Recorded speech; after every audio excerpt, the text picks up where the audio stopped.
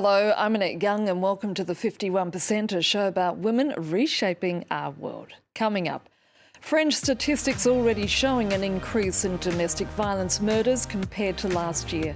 We meet one woman who bravely outlines the horrors of living in an abusive relationship. Also, media regulators in the UK take the exceptional step of issuing guidelines to journalists on how to report on domestic violence. We'll be talking to Janey Starling from the British feminist organisation Level Up, who campaigned for the move. And in Cuba, women boxers strike a blow for equality as they push to represent the island nation on an international level. But we begin here in France, where more than 60 women have been killed at the hands of their husbands or partners since the beginning of the year.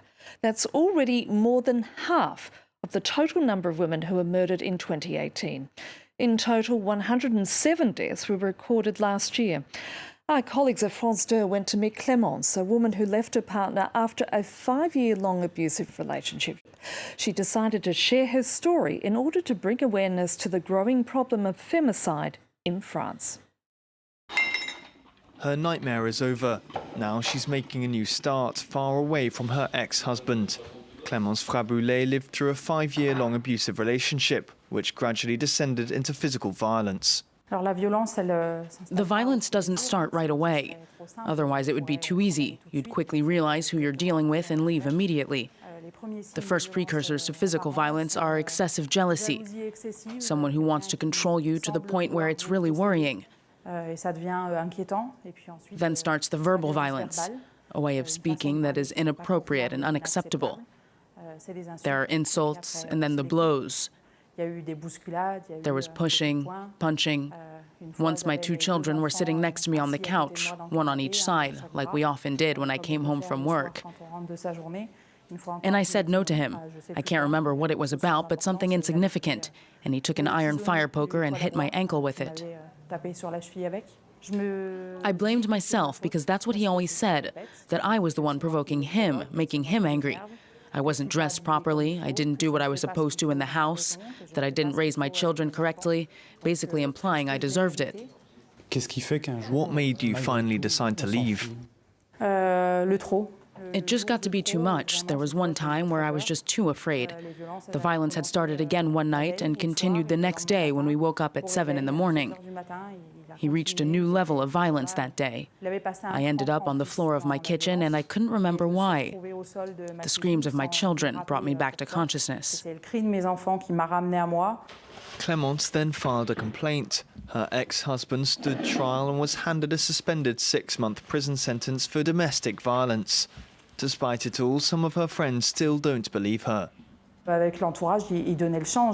In front of our friends and family, he put up a facade. Even though I had a huge bruise from my knee to my ankle the day I left, even though he was convicted, some people give him the benefit of the doubt and still don't believe me. I think any woman that goes to the police in such cases should be taken much more seriously. I dream of the day when a woman can file a complaint with police, which takes a lot of courage to do, and be reassured that she'll be taken care of. Clémence has since moved to a new city, found a new job and is working with an organisation that assists victims of domestic violence. A brave woman. Now, as we know, language is everything. We've all seen those headlines, such as jealous gardener admits crime of passion after killing lover, or husband kills in-laws and stabs daughter after wife asks him for divorce. But recently, Britain's 2 media regulators have issued new guidelines on how journalists should report on fatal domestic abuse. It's all thanks to the work of Level Up, a UK feminist organisation working to end sexism, who push for the guidelines to be implemented. Joining me now from London is Janey Starling, a campaign manager for the organisation. Janey, thanks for your time. Language, as I say, is a very powerful tool in shaping cultural attitudes, isn't it? And when you see the media coverage of such cases, it always seems to be from the male perspective. What's terrifying, actually, so in the UK, 2 women a week are murdered by a partner or ex-partner.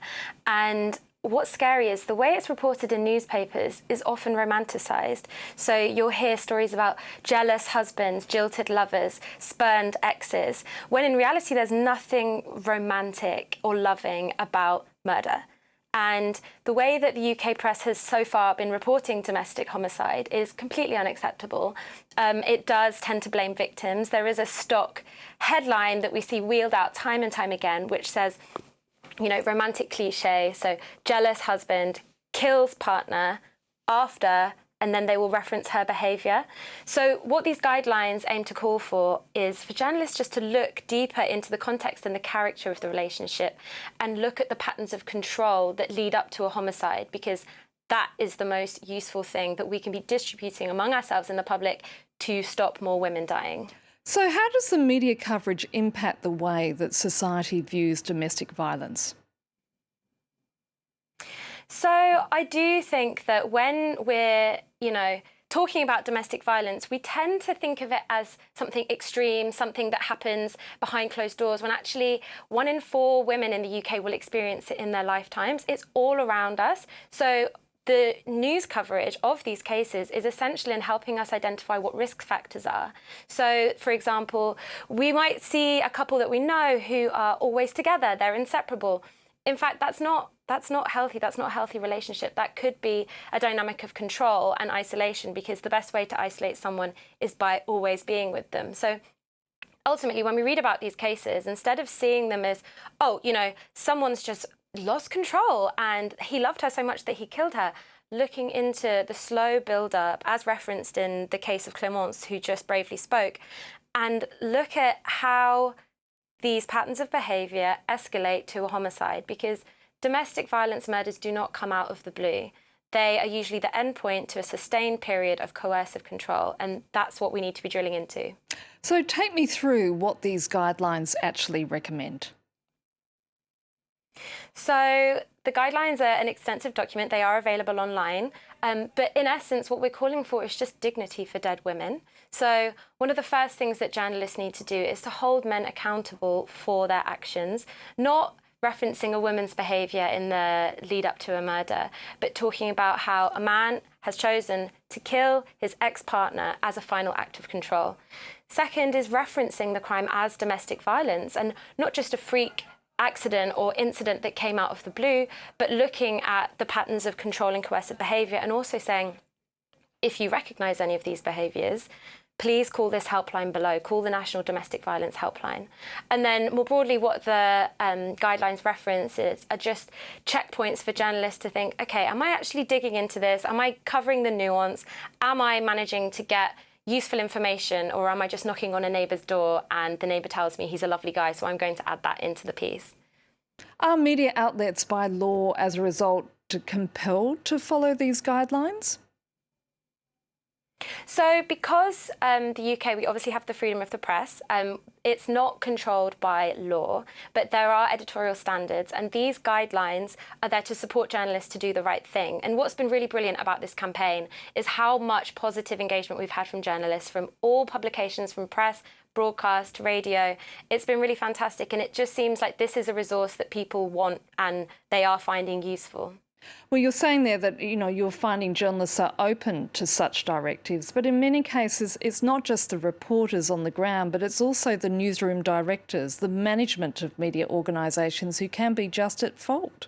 I think what's really interesting about this issue in particular is that it's systemic. It happens across all publications, different platforms. There's no single one. So it does seem like by drawing a moral standard now and saying these guidelines are out there, this is what victims' families are calling for, this is what domestic homicide prevention experts are calling for, we've now set a new standard, and anyone who falls short of that is choosing to. And also, it sounds so simple, but just putting the picture of the woman who's been killed at the top of the article instead of the mugshot of the man who has murdered her, because this is something that families find very distressing and is a really super simple change that editors can make and are starting to make. Janey Starling, we're going to have to leave it there. Thank you. Thank you.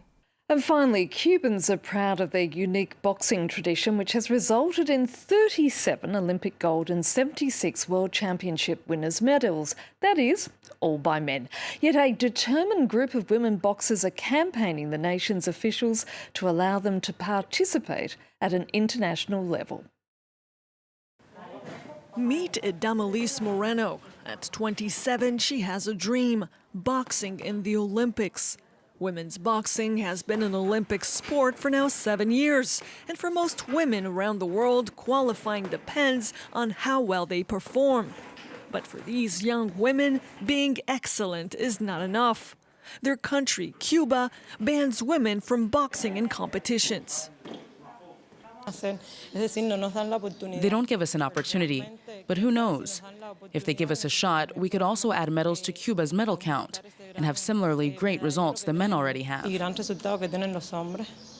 Boxing is not just any sport in Cuba, it's the national tradition. Cuba has more Olympic medals than any other country. People come to the island from across the world to learn how to box, like Anna, who loves it here so much she would rather not compete at all if she can't box for Cuba. If I'm learning everything here, why would I go and represent another country? Cubans can compete in other sports like wrestling, but authorities believe boxing is too dangerous for women. That's why some of their elders have missed their chance at clinching a medal. But these athletes are fighting to change mentalities for their sake and for future generations. And that's it for now. You can also connect with us via our Facebook page, that of course being France24.51%, or do send us a tweet at _51%. So until our next show, bye for now.